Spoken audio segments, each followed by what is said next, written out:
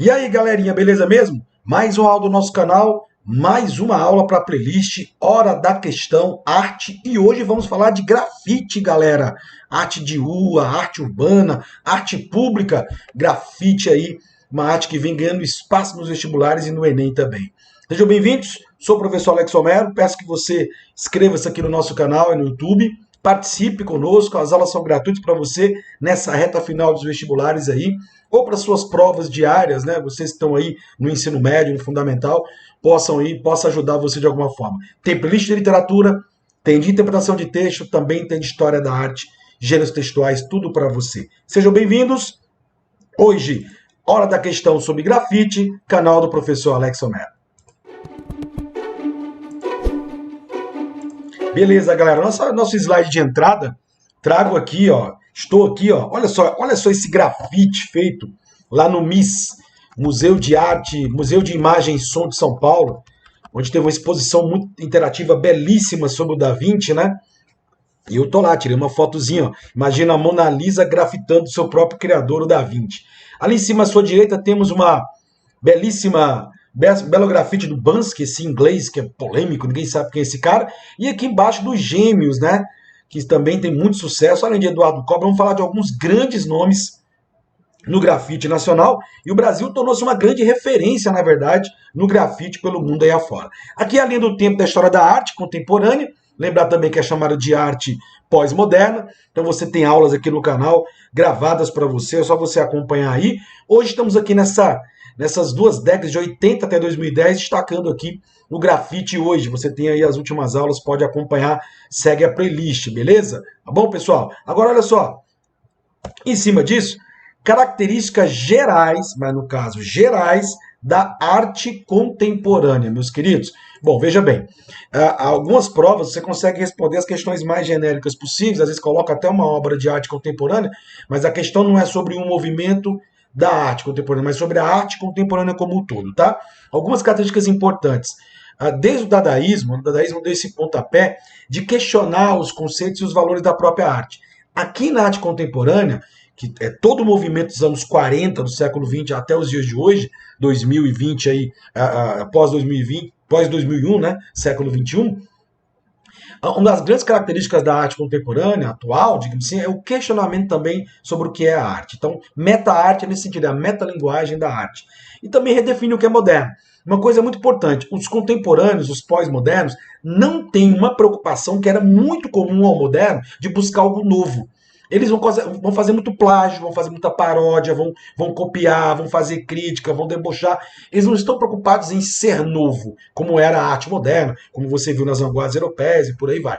Aqui não, tá? Agora, há uma maior aproximação, isso é importante, do artista da arte com o público no cotidiano. Então, estabelecer esse vínculo, a interação, essa última parte aqui é muito importante, já respondeu várias questões do Enem. Ó, essa possibilidade que nós temos aqui de o público participar de alguma forma, de interagir com o processo. Acabei de falar para vocês essa exposição do Museu de Imagem e Som, onde ela é muito interativa, você consegue trazer a arte para o próximo público, para o público se interessar mais. Tá? Outra marca da arte contemporânea é relativizar a ideia que só museu tem arte, então espaço público. Hoje eu vou falar de grafite, grafite é arte de rua, é arte pública literalmente, tá? Ou seja, não precisa de um museu para ela acontecer.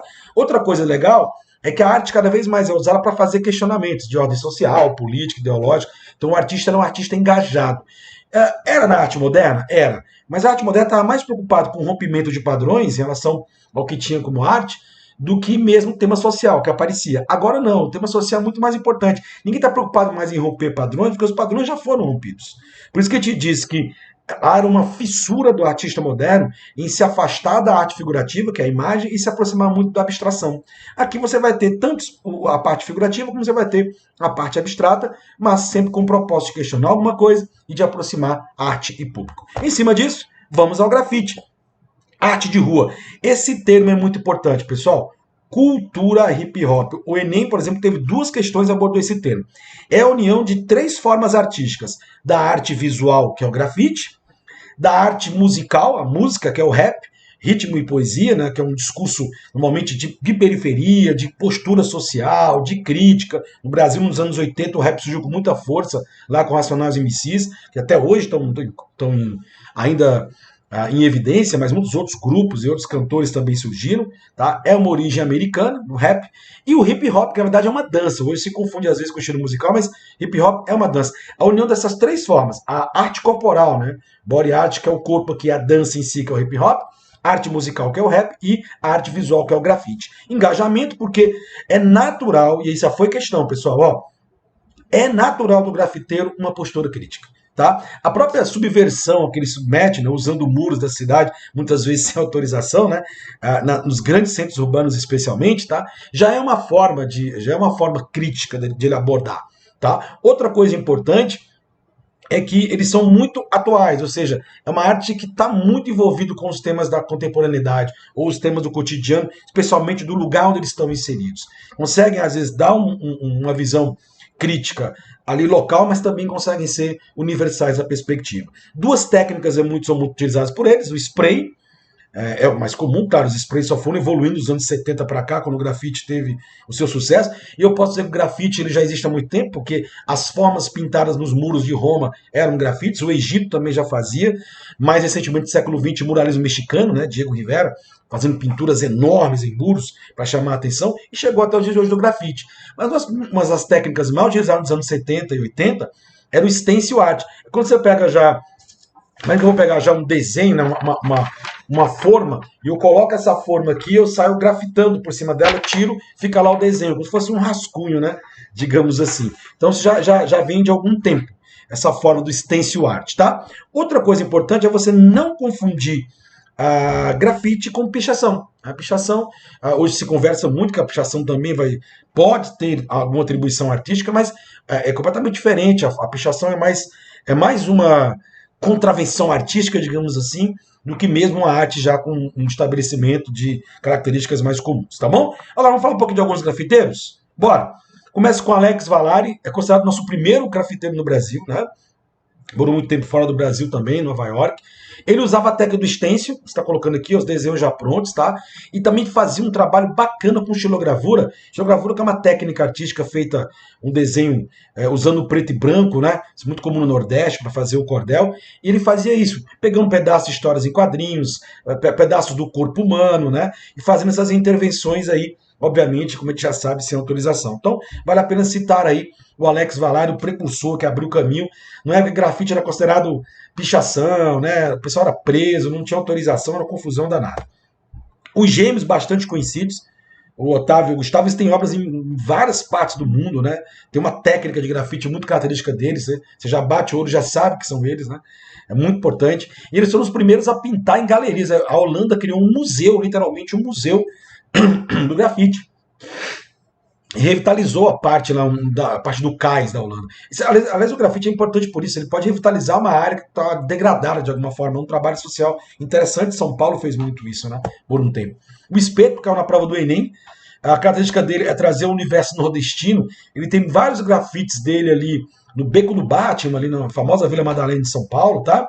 E ele trabalha com essa coisa do cordel, da xilogravura, trazendo o imaginário nordestino para os seus grafites, predominantemente usando o preto e branco, como é a tradição da xilogravura, tá?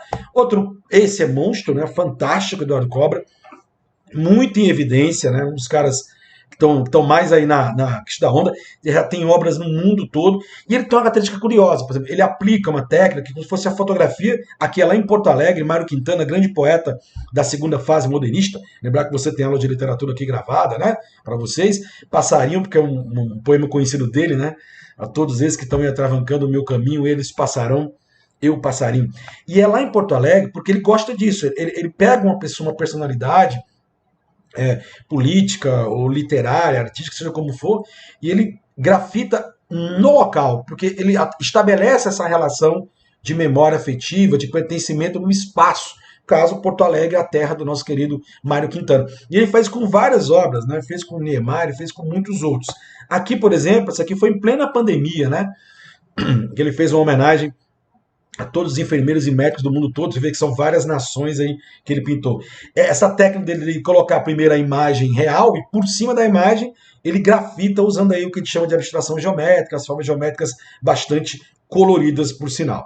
Outro grafite dele belíssimo, tá aqui, esse projeto chamado Horários da Paz. Ele fez Mandela, fez Martin Luther King, fez Madre Teresa de Calcutá, que ele fez Anne Frank, né? Que tinha que ser na Holanda, óbvio. E aqui Oscar Niemeyer, lá na Paulista, bem no começo da Avenida Paulista, tem um prédio assim, ó. Ele pegou essa lateral toda. Também lá em São Paulo ele fez o Ayrton Senna ali, próximo a 23 de maio. Então, é um trabalho belíssimo dele. E como eu disse, já está no mundo todo. Técnica dele, Eduardo Cobra. E galerinha, esse é o famoso Banksy, polêmico Banksy, né? O Banksy, ele é o cara que ninguém sabe quem é, a identidade dele.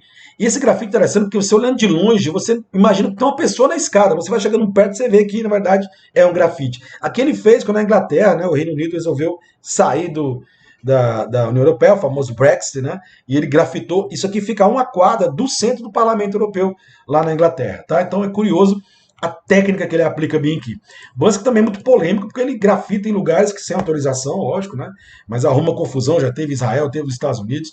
Aqui, ó, a ideia de varrer a sujeira para debaixo do tapete, né? Interessante essa capacidade que ele tem de manter o humor, fazendo crítica em seus grafites sempre contemporâneos, está sempre alertando sobre alguma coisa. E aqui uma questãozinha para a gente analisar, tá bom? Questãozinha que teve na prova aí do Enem, beleza? Vamos ver aqui como é que ela tá. Pronto, começando pelo enunciado, em 2019, ó, a manifestação artística expressa na imagem e apresentada no texto integra um movimento contemporâneo. Então o Enem já diz qual é o movimento. Então quando você vai ler aqui o texto, né, você já vai ter noção, obviamente, que está se falando exatamente do grafite. Então, lendo aí, fala-se aqui de uma arte criada nas ruas e para as ruas, marcada antes de tudo pela vida cotidiana, seus conflitos e suas possibilidades, que poderiam envolver técnicas, agentes e temas que não fossem encontrados em instituições mais tradicionais e formais. Os limites da inversão, tá aí o beco do Batman, então você já vai associar pelo próprio imagem que isso aqui é exatamente o grafite. E em cima disso, a questão do Enem, questão até simples, mas com cuidado, tá? A manifestação é o grafite, o texto também está colocado, integra o movimento contemporâneo de regulação das relações sociais. Pessoal, a palavra regulação, por um movimento que é considerado um movimento de muita contravenção, né, de ir ao encontro, né, das regras estabelecidas, então não pega bem regular. A liberdade de expressão é uma marca da arte contemporânea, da arte moderna, e não seria diferente do grafite. B, apropriação dos espaços públicos. E aí, vale a pena você que estava na dúvida, ler aqui, ó, o que a gente chama de fonte da questão, né? Então, os limites da inversão, a heterotopia do beco do Batman, que é lá em São Paulo. Então, assim, uma marca da galera é exatamente fazer em lugares e em ruas. Então, você vai acabar se apropriando daquilo que está na rua. Isso é um espaço público. Portanto, já encontramos nossa resposta, é uma marca do grafite, se apropriar de muros, de espaços, seja quais forem, para poder trabalhar a sua arte. Padronização das culturas urbanas. Pelo contrário, qual é a grande marca da cultura urbana, da cultura de rua? A sua heterogeneidade, né? Um caráter muito misturado, são vários. Outra marca do contemporâneo é o hibridismo, né? Ou seja, os artistas pós-modernos misturam várias culturas. Multiculturalismo, pluralidade cultural. Então não é nada padronizado, pelo contrário. Formalismo estético, não. Não esse movimento, alguns outros movimentos têm essa parte mais formal, mas o grafite, pela liberdade que os artistas têm de várias técnicas, você vê que eu mostrei aqui, ó, um usando estilogravura, o outro Eduardo Cobra usando abstração geométrica, são muitos estilos, tá? Onde não interessa a parte formal, interessa o exercício da liberdade do artista. Então, formalismo seria nisso, de padronizar, né, de ter um elemento formal que não é o foco nesse caso aqui, tá? E a letra não, né? Na verdade, eles até revitalizam, então, às vezes o grafiteiro é chamado para recuperar um espaço degradado, especialmente nas periferias. Olha ali no Rio de Janeiro, próximo ao Museu do Amanhã, né? Aquela parte do Cais do Valongo. O Cabo fez um grafite belíssimo para as Olimpíadas 2016. O lugar lá foi todo recuperado, é um lugar abandonado. Hoje tem um aquário, tem o Museu do Amanhã. Então, o que eles fazem é recuperar espaços, né, pela beleza que as cores do grafite traz, mas não é revitalizar patrimônio histórico, tá? Porque você não pode nem mexer no patrimônio histórico. Portanto, aqui eu tenho a letra B de bola nessa questão. E galera, nosso recado é para você que quer se preparar para as provas aí, ó, um e-book com 100 questões comentadas. Basta você estar inscrito no canal, você paga R$ 9,90, fale comigo lá no Instagram, @AlexRomeroLima, ou pelo Gmail, @AlexRomeroLima@gmail.com, e você vai ver como é que você adquire, fazendo um pixzinho rapidão aí, R$ 9,90 só, galera. 100 questões de toda a área de linguagem, português, tem a parte gramática, tem texto, tem arte, tem literatura, tem tudo para você. Beleza, pessoal? Mais uma vez, muito obrigado. Eu sou Alex Homero. Inscreva-se no nosso canal aqui. Deixa o seu like. Só dá uma curtida nas aulas aí para aumentar o algoritmo aí. E muito obrigado mais uma vez a vocês. Até a próxima.